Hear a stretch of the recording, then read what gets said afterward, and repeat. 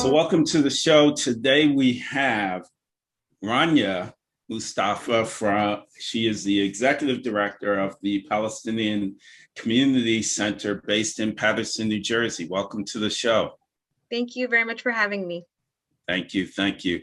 So we're going to talk a little bit about the Palestinian strife, conflict, as I said earlier before we were speaking. If you can provide us some context as to your thoughts of, how this started and why it's still going. So I think that over the years, the narratives has become a more complicated narrative when in fact it's a very simple problem and very simple struggle that's been going on for years, which is that there's a clear oppressor and a clear person who's oppressed. And this, we've seen this in many different phases or different ways throughout history, where there's a group of people who come in and basically colonize the land and take over the land. But this is a little bit different because it's not only colonialism that's happening, it's settler colonialism, where where a group of people came into a land, took over the land, and then basically said, this is our land, this is the new culture, this is the new language, this is the new everything for this land. And I think that's basically, if I want to summarize this struggle, that's how I choose to summarize it. And it's basically the concept of that there was and is an oppressor that is oppressing a people, taking away their lands, taking away their self-determination, their right to basically exist. Okay. And when we look at the oppressor, and we're talking about colonization, we're speaking about Israel, we're speaking about specifically the Gaza Strip, we're talking about the West Bank. There was a time that there was nearly a settlement regarding land. Mm-hmm. If we go back in history, before, I like to say before my time, before your time, there was the Ottoman Empire that was there. Then there was the war with the British, which is so ironic. Yeah. Once again, I have to talk about the British or some Western country, that came in somewhere and totally destabilized an area. Absolutely. So you had the Ottoman Empire, you had the British that then had the war with the Ottoman Empire. And prior to that, even prior to that, you had a very diverse, so to speak, although I'd like to say more Arab as far as a percentage in that particular area. You had some Christians, some Jewish, but then you had the war, and then you had the British that decided that they were going to kind of carve up the land and, make a decision as to what was going to be what. You wanted to say something, go ahead. Yeah, so I think this is kind of looking at modern day history, and what basically happened was with the fall of the Ottoman Empire, the Sykes-Picot Agreement basically happened, where they began dividing different parts of the Middle East, and Palestine and Jordan and this specific area had gone under British rule and mandate at the time. But what came out of this also was basically the Balfour Declaration, where from this splitting of the Palestinian land and all of the Middle East through this Sykes-Picot Agreement, the British mandate then basically mandated the Palestinian land to this growing Zionist movement, which at the time was not as popular as it is today. And so they basically said, we will give you this land to have the Zionism movement start. And what had happened actually in one of the clauses of the British mandate itself was that they can have this land, but they can't expel any of the people on the land, and they can't basically treat the people on the land any differently or take over, culturally, or basically they can take or be on this land, but not take it over in the way that's happening. And even what happened is that the British actually ended up pulling out their mandate shortly before 1948, because they themselves were like, this is kind of getting out of hand. This is not what we had intended nor what we had wanted from the beginning. And you can see it, that basically what happened was that the British started and they took the military rule and military power from the native people of the land, which are the Palestinians, and gave it to the British soldiers, who then gave it to the Zionist movement as they began to grow on the land. But prior to all of this, and even under the rule of the Ottoman Empire, Palestinians were not only Muslims, they were Christians, they were Jews, and this has always been historically known that this land has been dominated and been inhabited by many people of many different faiths, and it's never been just for one faith, Unfortunately, what happened is that with the Zionism movement, which is a political movement to kind of make this land a Jewish majority, is that the Palestinian Muslims and Christians basically became a problem to the state existing. And so what had to happen was the ethnic cleansing of these people, which had happened in 1948 through the Nabka, which is otherwise known as the catastrophe, where the Israeli state was established, but at the price of exiling 80% of the Palestinians that were living on the land of the 1948 borders, and 50% of the total Palestinian population that were living in all of Palestine. Correct. And it's interesting, for the people that are streaming, definitely here in the US, we have a lot of indigenous people that listen to the show. They can definitely relate to having the land here in the US and then basically being expelled from the land in the very same manner and becoming refugees away from the land that they actually, it belonged to them for many, many, many years. When we use the term Zionist, that's basically a term one would say that that's where the Israelis, the Jewish people, were looking to migrate and find their own or claim their own state, correct?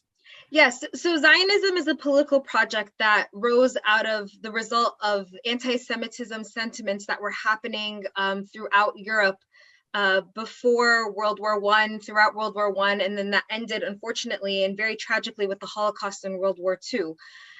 So actually, when Zionism first started, there wasn't a lot of traction for the idea. It was kind of this, like magical, far-fetched idea that people did not really have much buy-in. When the buy-in really started happening was basically around World War II, when unfortunately, very tragically, the Holocaust happened, and basically the world just watched, which it's horrible that had happened in the first place.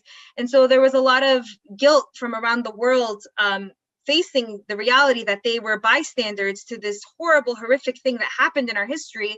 And so when Israel then in 1948 was established, a lot of, countries bought into this idea, kind of in making up for the fact that they hadn't spoken before. So that's a huge wave of increase of support and solidarity with this idea of Palestine specifically being the land for this Zionist project. And then beyond that, if you look at the beginning, when they first had the Zionist convention, and I forget the year when it first happened, but they had even discussed where they would have this, homeland for the Jews. And the idea was not at first Palestine. Palestine actually was one of the many ideas that kind of came up, or one of the many suggestions. And they ended up choosing Palestine for many reasons, but it wasn't, they're automatic. So a lot of people think that Zionism started with the intention of occupying Palestine, but that wasn't the intention. The intention was just to find a homeland for the Jews. And then eventually they had decided on Palestine. And like I said, that even within the Jewish community, it wasn't actually a popular idea. It was, kind of like a far-fetched, kind of even like an extreme idea of having such a state. But then when the horrific events of the Holocaust took place, that's when the popularity really began to increase, and many people were expelled or ran out of, ran for their lives out of Germany and out of Europe, and migrated to the US and migrated to what's now known as Israel. Okay. Now, if we move forward, we talked about how, you touched upon it, World War II ended.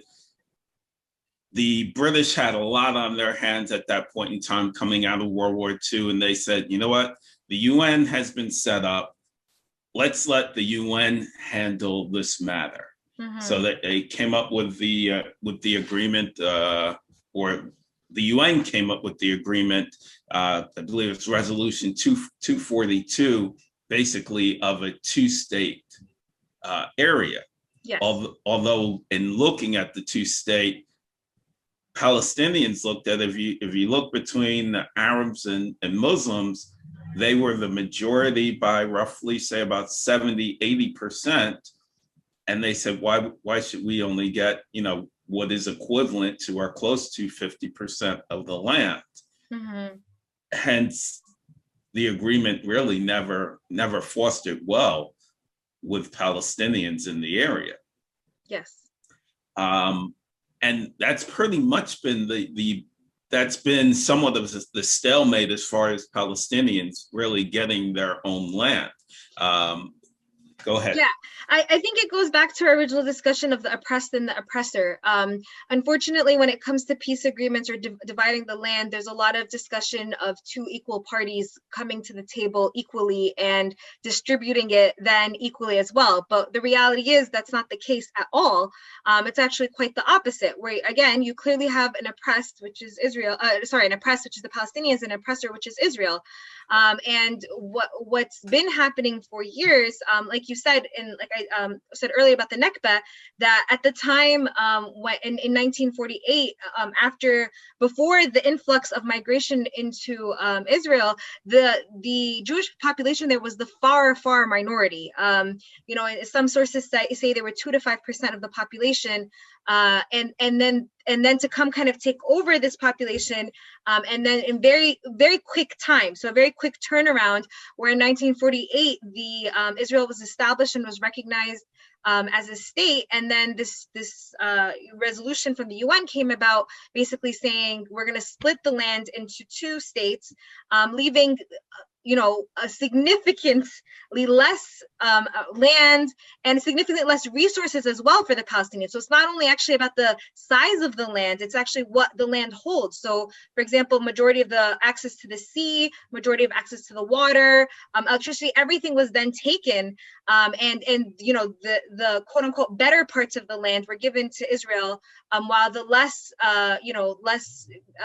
vegetation, less fertile land. Yes, that's the word. Less fertile land, basically was given to the Palestinians. So that's one part of it. The second part is that what we've been seeing is that it's not only that this land was given, in many ways, and I think across many Palestinians, if things ended there, where they were like, okay, this is the land and that's it, we wouldn't know. We never know. We may be able to see peace today, but unfortunately, that's not what happened. What happened, and what is still happening today, is that Israel continues to take Palestinian land every single day. And they continue to take Palestinian land through illegal occupation, through illegal settlements, and they continue to control resources such as water, access to roads, electricity, and that's the problem. That in the eyes of the world and the way that they portray themselves, again, they go back to the fact of equal parties, or even tilting the scale towards the Palestinians as being the oppressors, when in reality, that's not the case at all. The Palestinians are 100% the ones that are being oppressed, and the Israel, who is the superpower in the Middle East right now, who has the backing of the most powerful country in the world, who is receiving $3.8 billion in foreign aid from the United States annually, not including many different deals such as the recent $175 million military aid deal, just to help with military weapons, including in addition and on top of the $3.8 billion that they're receiving annually from America, who again is the #1 superpower in the world. There's really there's no way that I can kind of wrap my head around the fact that it's flipped the other way, which is the narrative that Israel has been pushing since day one.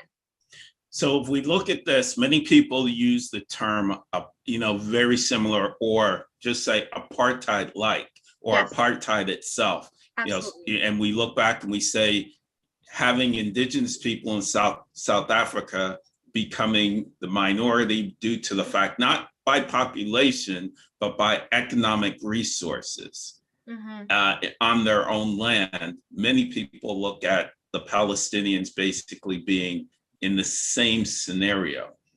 Do you agree with that? Absolutely. Apartheid is the perfect way to explain what's happening on the ground. And even the Human Rights Watch has declared that what's happening in Israel is in fact an apartheid. And there's many reasons why. If you want to just look at it in terms of the wall, the physical wall that Israel has built, that has confiscated more land, more Palestinian land than, again, what was agreed upon in the UN resolutions, and then that was agreed upon in many deals afterwards. They confiscated a lot more land. They went more into the Palestinian land. So that in itself is, number one. Number two, and a lot of people don't know this, on the ground itself, Palestinians are expected to carry different identification cards than Israelis. Palestinians are given access to different lands than Israelis. So for example, I myself am an American citizen, born and raised in America, but I do also hold a Palestinian citizenship. And when I go to Palestine, I am not allowed under any circumstances to enter Jerusalem until I ask for special permission from the Israeli government. And that in itself should cause enough outrage. That doesn't make sense to me. Why is it that Palestinians can't go to Jerusalem, which is one of the holiest sites for, again, like we said, for Christians, for Palestinians, and for Jews, for Muslims and for Jews. So it just being held away from that in itself, that's another example. In addition, another example is that even the license plates for the cars, there's actually different license plates. There's Palestinian license plates, which are restricted movement, and then there's Israeli license plate, which are a lot freer movement. In terms of our roads, you can clearly, anyone who goes into the West Bank and then compares it with the Israeli roads, they can clearly see the differences in terms of the roads, in terms of control of water, in terms of other resources, electricity, and you can see it in many different places throughout the West Bank and in Gaza. It just keeps going. Even if you want to look at it in terms of the medical apartheid, which is very relevant right now with the COVID pandemic that's yes. ongoing. Yeah, the Israeli government held on to the vaccines for a very, very long time, which under international law, an occupying force is supposed to give any medical intervention to the people they're occupying. But that was not the case with Israel. And of course, they were held once again above international law, where they weren't, put any pressure to actually give the vaccines. And then when they finally did give the vaccines, they were giving expired vaccines to the Palestinians. So it's just countless different ways of seeing apartheid on the ground, even in terms of access. Like right now, if you want to look at Gaza's an open air prison that's been having a blockade for the last, I believe, 13 years. It's, and where they were completely restricted movement. They can't go in, they can't go out. I myself, in a personal thing that I've been struggling with is, like I said, I have a Palestinian identification card. I want to go to Palestine to visit my family this summer.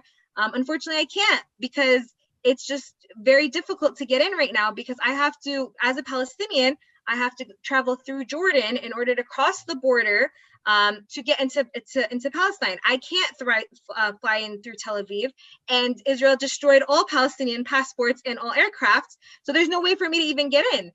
So in that way itself, you see the pure unfair and inequality that's happening in that sense. I can't visit my family because it's just simply, it's with a new baby, it's difficult to do that.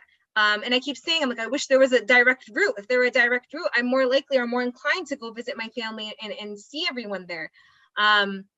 That's another example. Even what's happening right now is that right now, basically, in order to be an Israeli citizenship, you just have to prove that basically a Jewish lineage, and you're granted an Israeli citizenship. While many Palestinians who've been there, who've lived there, who were born there, who left and were unable to hold on to their Palestinian identification cards, which are otherwise known as the Hawiyya, for many different political reasons, they were forced to let go of the identity, are not able to go back.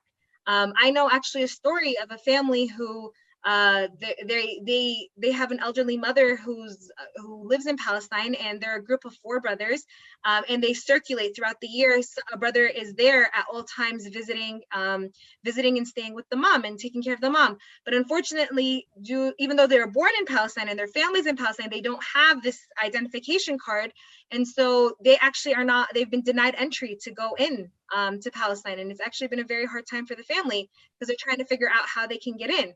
And they were, they specifically pleaded with the Israeli government, asking if there's any exceptions to the rule, and they simply said no. When on the other hand, anyone from anywhere around the world can just show up to the Israeli government and claim their Jewish lineage, and bam, there you go, Israeli citizenship, and you're granted entry into the land. Now, if we take a look at Israel, there are many, I believe, maybe millions of Arabs and Palestinians that live in Israel that consider themselves all Palestinians. Do they get this same type of, let's say, secondhand treatment there? So with the way that this ongoing occupation is going, I want to say there's 3 tiers of Palestinians. So the first tier are the Palestinians that are in, modern day Israel, and they consider themselves within the 1948 borders of Palestine, and they typically have Israeli citizenship. They are treated as second-class citizens in Israel, with many different implications of that. One of them, which you can see recently with what's been going on in Sheikh Jarrah,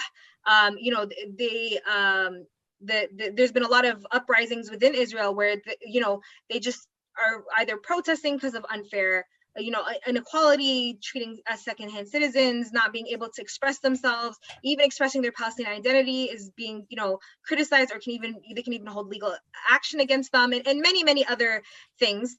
The second tier is what I call the Jerusalem identification card holders, which those are people that live in Jerusalem because, as you know, Jerusalem is occupied. So there's East Jerusalem that's supposed to be for the West, that follows with the West Bank and Gaza. That's part of the Palestinian territories. And then the West Jerusalem is supposed to be for Israel. But unfortunately, all of Jerusalem is occupied. So the way that it works is that these people that are Jerusalem identification holders, they can go in and out of Palestine, but they are not Israeli citizens, and they can easily be stripped of this identification. So they can go into Jerusalem, but for example, if they choose to stay in the West Bank or live in the West Bank, they can easily get this identification taken away from them, and they're also not able to venture into Israel freely because of this identification card. And then there's the third tier, which is the lowest tier in this occupation, which is the green identification card holders, which are the West Bank identification card holders, and those people are not allowed into Jerusalem without special permission, and not allowed any access. I have that, so even though, again, like I said, I'm born and raised in America, I'm not allowed under any circumstances to go into Jerusalem, which again is an occupied part of the West Bank. Even with your American passport? Doesn't matter. Actually, I have this story that I remember when I was younger. I remember we had gone to visit my family because my mom's family is predominantly, they live in Palestine, and we had forgotten our identification card, and my mom had presented her American passport at the checkpoint, because there's many different checkpoints throughout Palestine, throughout the West Bank specifically, and the Israeli soldier looked at her and threw it on the ground and said, "This is useless here." Really? Yeah, and that honestly infuriates me as an American first, because I don't want to ever see the American passport thrown on the ground like that. But he said, "This is useless here. Don't expect that." And we picked up the passport. He let us through that time, but he said, "This is not going to happen. We won't let you pass again next time." So it's something to think about. And then I just wanted to clarify the fourth level I forgot about would be the Gaza identification card, because the way that it works now is actually people who hold the Gaza identification card aren't even allowed into the West Bank right now without special permission from Israel. When did that start? Did that start just in the past few months? No, this has been ongoing. I don't know exactly when, but I would say this is after the Oslo Accords, when they started, establishing or trying to work towards this idea of a two-state solution. They were able to establish these different identification cards, and within the different areas as well, because within the West Bank you have Area A, B, and C, which was a direct result of the Oslo Accords, and that in itself also shows the different ways of the Israeli government ruling over the lands, right? So Area A is what is considered Palestinian territory, Area B is somewhere in between, and Area C is basically Palestinian territory that Palestinians have no right over, but the Israelis are taking over, which now has become the majority of the West Bank. So it goes back to our conversation in the beginning that if we were to go look at the UN resolution and say, if the UN resolution was actually kept to and promised and enforced, in many ways, I think that we would be seeing freedom, peace today. However, it's not the case. And it's through all these different laws that I've been talking, the continuous ethnic cleansing of the Palestinians, the many different apartheid laws that are in place to restrict the movement, restrict the spirit, and restrict every sense of the word of being Palestinian. And then all these other things that you're seeing are ongoing, that's keeping the reality from any hope of a two-state solution or peace in this area. Now, I'm going to hit on some real, not that these haven't been hot topics, but I'm going to hit on some hot topics. Now, Palestinians have their own governing bodies, so to speak. And let's say that's the PLO, the Palestinian Liberation Organization, and you have Hamas. Now, there's a stigma that goes with both especially when there's conflict, and definitely towards Hamas. Hamas is always considered the terrorist organization, but I can remember as a little kid, pretty much the PLO was considered a terrorist organization. Now, I would say that that's no different in my eyes, how one is good, one is bad, kind of like how Muhammad Ali, nobody really liked him, or Americans, I want to say the Western world, many white Americans didn't like him because he was an African American. Then he was a Muslim, and then he was fighting against, to go fight somebody, to be drafted to go into the war. So, and the same thing with Martin Luther King and many other activists. I can name a slew. And then at this point in time now, after their death, they've become kind of like, civil rights icons, not just to the people of color, because we always saw them as that, but to people that kind of now espouse them as good people. When you look at Hamas and you look at the PLO, what are the mistruths that people do not hear about both organizations, and with regards to, I guess, PLO and Fatah? What can you share with us?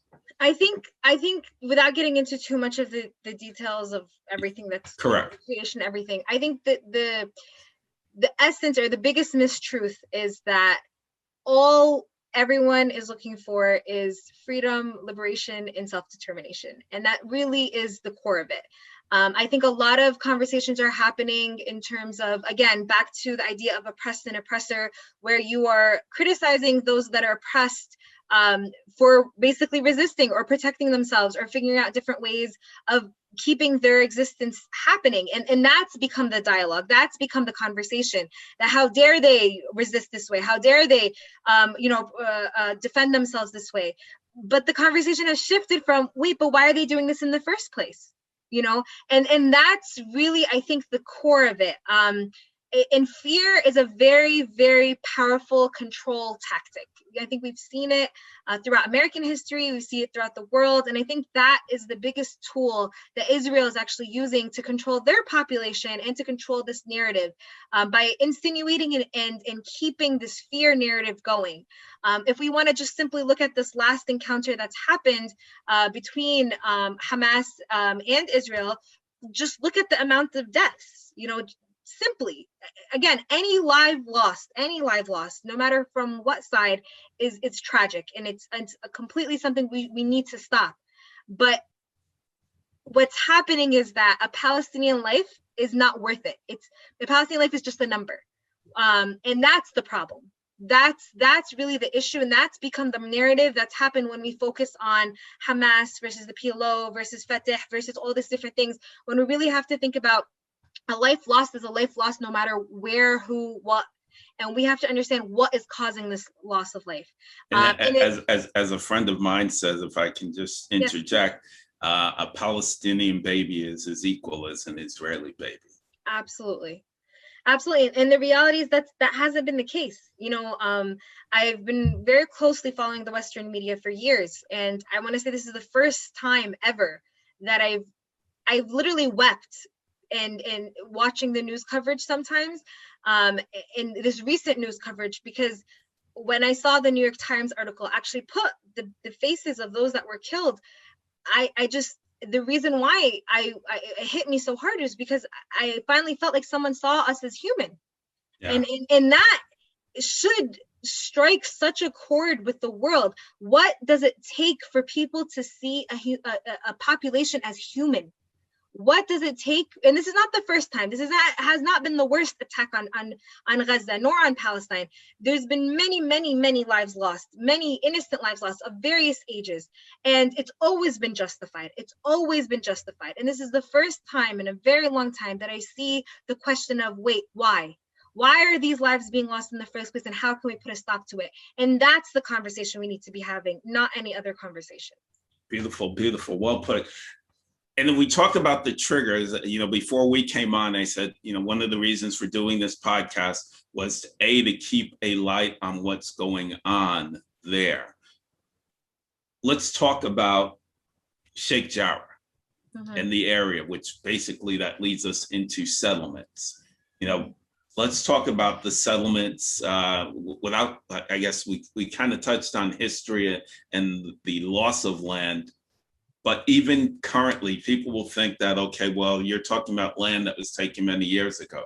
But let's talk about the settlements and the occupation, the new occupation right now. Can you touch on that? Yeah, absolutely. So to give some context, what happened was that in 1948, the state of Israel was acknowledged and was recognized. In 1967, after the Six-Day War, modern-day occupation began. Where the West Bank was being occupied by the Israeli government and Israeli forces and taken away slowly. And if you can see it, you don't have to quote me. You can just quote the current Prime Minister of Israel, where he says the goal is to take all of Palestine. Their goal is not to stop at what current borders are, and that's also their problem. They're not able to even establish what are the current borders because their goal is to take all of Palestine.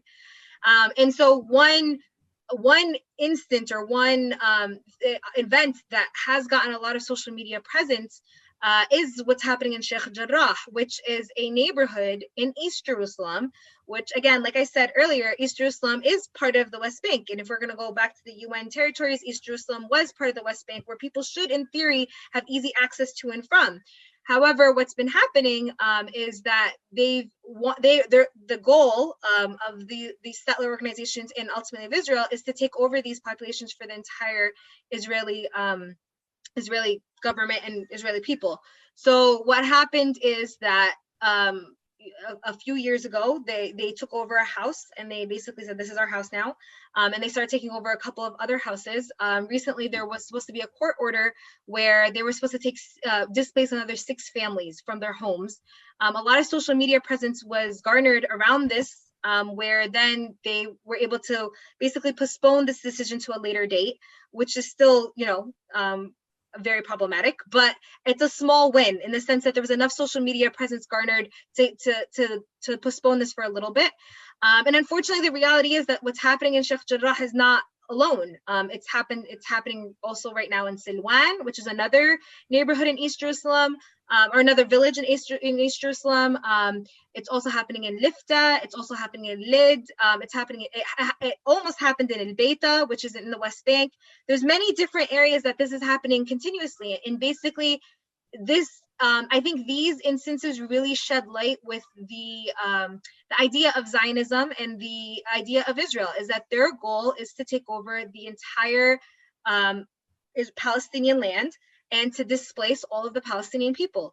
And they've been doing it, again, under the guise of being more of the quote unquote oppressed people, so that they can carry out their tactics of oppression with the world not knowing any better.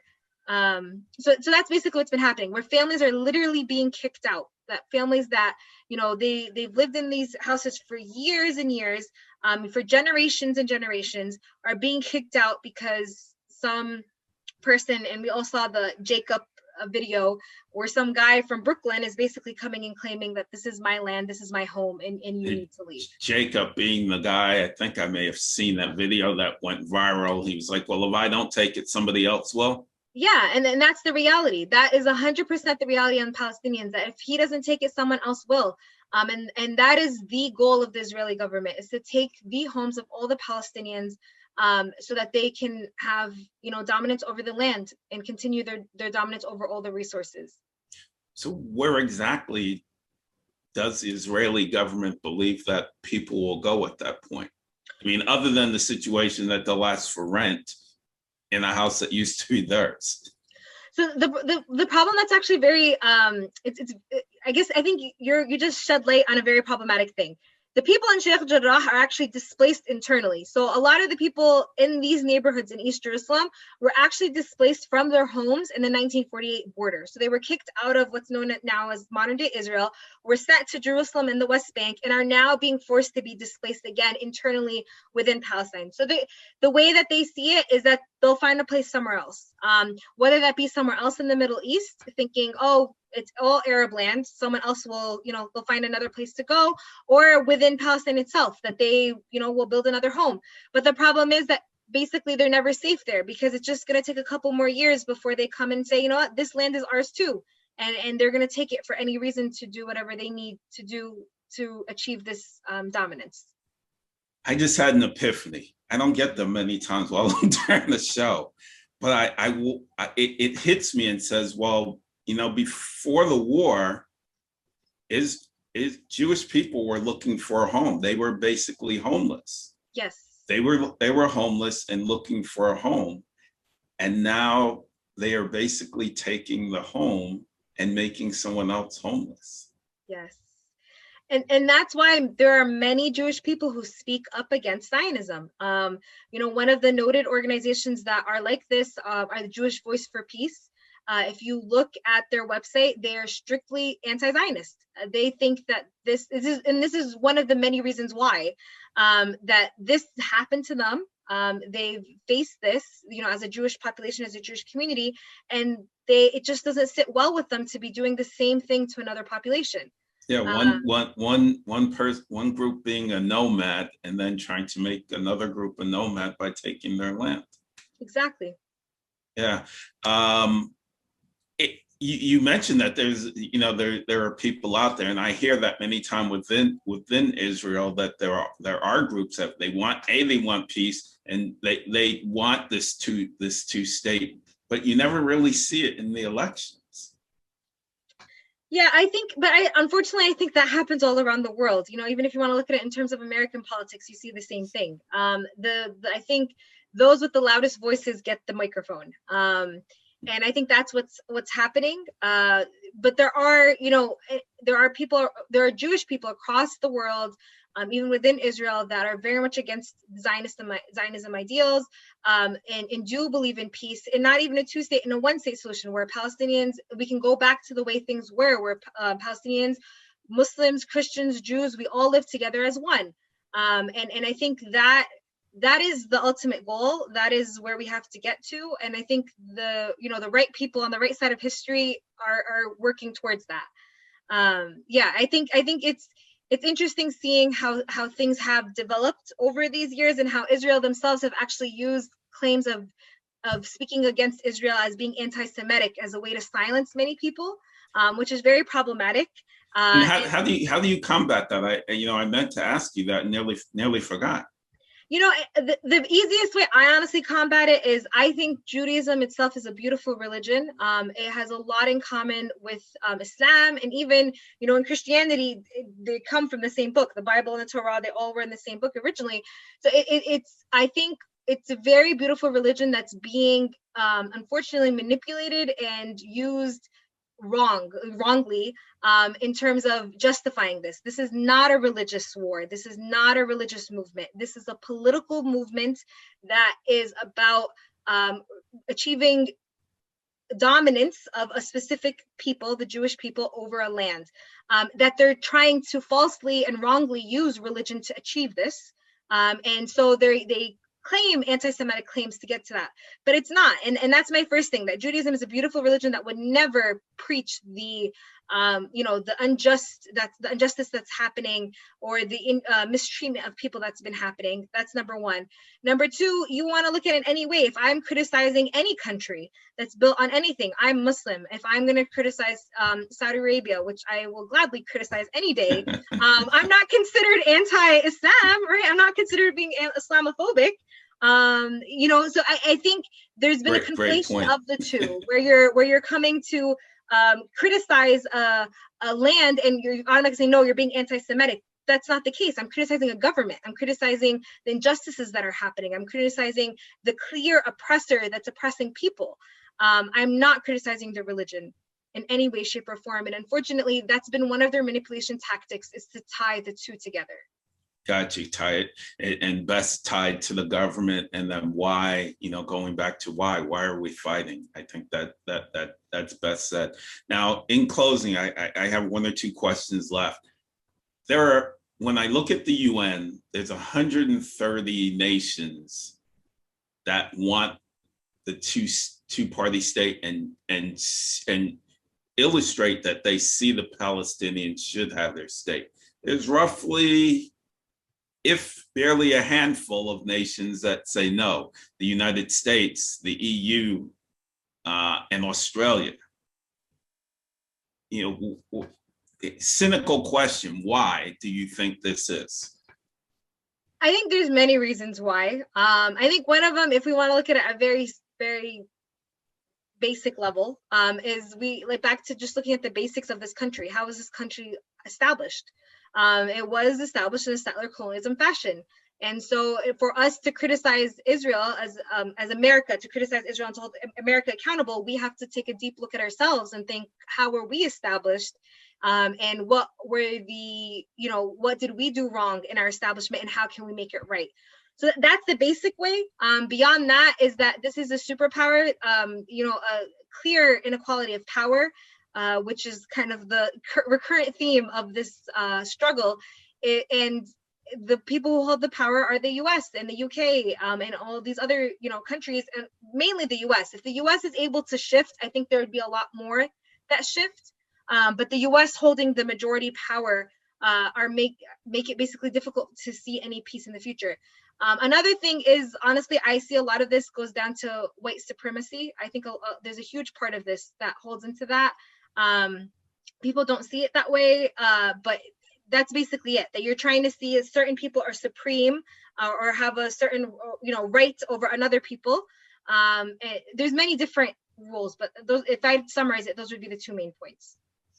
All right, so very last question. How do we get from being, how do we decolonize this whole situation? Is it going to be by the continuing, resistance, getting as much as even corporations involved in it? Because yes, Muslims live all throughout the world, and if Muslims all come together along with every other ally, do we then turn it and use capitalism against that to get what we want? So because money, it seems, is what really makes things move inside the UN. Yeah, so I think that the number one and the secret to this whole thing is power. If we're able to create an equal playing field for power, then the solution and the peace would actually be very near and very, very close. And I think the reality is that actually right now most people don't even believe in the two-state solution anymore, because it's been something that's been like dangled in front of our faces, but never being able to achieve. And at this point, like we saw it through, like you said, the UN resolution, and then the Oslo Accords, and then many other accords and many other agreements and peace treaties, where it's like, okay, we're working towards a two-state, and in reality, what we're doing is just sitting by as Palestine is being taken over. So that's the first thing. The second thing, honestly, I think the number one way of resolving this is through the BDS. Boycott, divest, and sanctions, which is exactly what you were talking about, is in terms of capitalism, is kind of making the occupation and making these continuous injustices no longer economically successful. Yeah. And the movement that's calling for that is the boycott, divestment, and sanctions movement, where they're asking for different corporations to basically boycott anything that encourages the existence of this occupation. And I think a perfect example of a very recent win is the Ben and Jerry's, where they have just recently declared that they're going to be ending all their current contracts in the occupied Palestinian territories. And I think that is the first and right step in the right direction. Yeah, that was announced yesterday, and a lot of people, just to add in there, some people will listen to us talking about that and saying, yes, that's right. But they said, well, they need to do it right away. Well, Ben and Jerry's wants to do it right away, but they have contracts that continue until, I believe, the end of this year, early next year. But they have said that they plan on ending that at that point in time. So I believe that, yes, you try and hold the people that you vote for in office, wherever you are, accountable. But I think that big next step, and we see that here in the United States when we talk about voter suppression, so on and so forth, is that you have to use capitalism against your oppressor. Yes. You have to use that, because that is the only thing that people seem to listen to, is that type of power.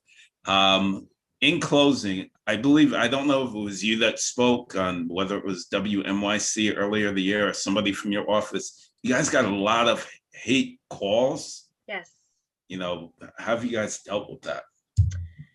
It's been hard. So we recently, when the tensions in the Middle East rose and everything that was happened, and there was a lot of different conversations that were going on, and I think the biggest change and shift in this recent series of events was that there was positive coverage for Palestinians for the first time. Like I said earlier, it's the first time that I as an American, actually as a Palestinian American, felt like the world was seeing us for the first time, and I think a lot of people didn't like that. It's changing the narrative that's been going on for so long, changing the manipulation and the brainwashing that this is the specific narrative that's going on. And so what happened is we basically got calls, very, very disgusting calls of a person and his friend basically saying they're going to come into the center and rape us, and then bomb threats, and we're going to come shoot up the place, and where are you getting, and then consistently where we asked, where are you getting these remarks from, or where are you getting these orders from, they said Israel, which obviously we knew wasn't the case, but regardless, it's where are you coming from that. And that opened the door to many other calls, where we got people calling us and saying our mere existence as a center is a threat to their existence. And when we challenged them, how so? They said the mere existence of the idea of a Palestinian threatens my existence. And they actually threatened, or they probably did, open police complaints. They filed police reports on us for existing, which in itself puts us, again, in the mindset that for a long time, the narrative has been that the oppressed, the Palestinians, are the oppressors. And for once, the narrative has changed, and there was a lot of pressure from people to kind of bring that narrative back. Like, no, you guys are getting it wrong. These people are actually oppressing us, and by their, merely existing, they're threatening my life. And so the way we responded to all those calls was that, come see what we do, and you could not be farthest from the truth. So it was a very tough time, but as a community, we rose above it, and we will continue to rise above anything like that. Well, I definitely hope that the resistance starts chipping away more and more and more people, as whether they listen to this podcast, whether they're doing their own research, or something happens to be on Western media, not during, major outbreaks, but they want to see, what their government's spending their money on, and most importantly, see what type of atrocities are going on around the world to other people, that it will provide a lot more support. And I like to say, as I say that in inshallah, that I say it, and hopefully it happens. With that being said, so I want to thank you, Rania Mustafa, for coming on. Rania Mustafa, Executive Director of the Palestinian Community Center, based in Palestine, but in Paterson, New Jersey. I really appreciate you coming on and sharing your thoughts and information about what is going on in the Middle East. Thank you very much. Can I actually add one more thing? Or Sure, absolutely. Okay. I just wanted to add one more thing because I liked how you were kind of ending it. And I just want to kind of continue that call to action that I think in this last year, we've seen a lot of, social injustices that have been happening around the world and in our home, specifically with what's been going on with the Black Lives Matter movement and what's instigated through George Floyd's murder. And I think a lot of people have had an internal social injustice awakening, realizing what is my role in this and what is my role, where is my privilege held? And I actually think that that's what led to the first time ever this much traction to the Palestinian struggle, where people are actually questioning and wanting to know. And like you said, we as American taxpayers are directly causing this in many ways, because $3.8 billion of our tax money is going to Israel to continue funding everything that's been going on and everything that we've been discussing today. And that's really a problem. So anyone who stands for any kind of social justice and stands against any kind of social injustice definitely needs to look more into this and to understand this more. And I think the tides are turning. I really genuinely do believe that. And I think a lot of people are beginning to realize that for a long time we've been progressive except for Palestine, and it needs to change. We're not gonna stay silent anymore, and we're gonna start insisting that this $3.8 billion, instead of it going towards Israel to continue oppressing people, it goes internally to our people and to Americans, and we continue our struggle against all the different injustices that have come to light after the COVID pandemic, and realizing all the injustices and inequalities that have been happening on the ground here. So I just wanted to end with that. I think that was the best last word that I've had in a while. Absolutely. So once again, thank you very much, Rania. Thank you so much for having me. Peace be with you. Thank you.